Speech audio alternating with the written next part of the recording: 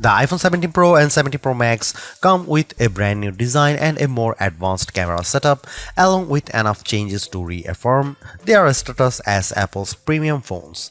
But the cost is getting a Pro just went up, even if you are getting more storage as part of the deal.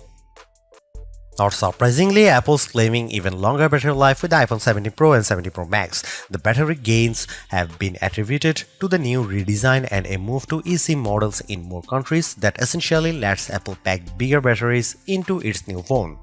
The iPhone 17 Pro Max is rated for 39 hours of video playback compared to 33 for more previous model, and the iPhone 17 Pro gets a bump from the iPhone 16 Pro's 27 hours to 33 hours.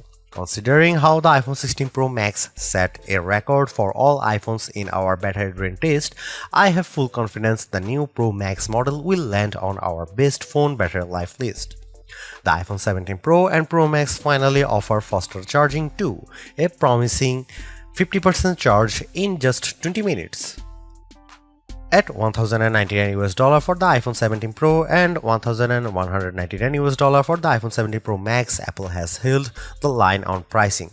Sort of like I mentioned earlier, the iPhone 17 Pro is $100 more, but you get 256GB storage to start, matching the base capacity of the Pro Max.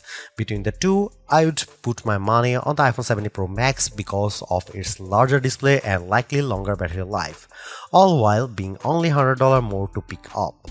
The Pro looks almost cute by comparison, but it is certainly capable for a phone of its size.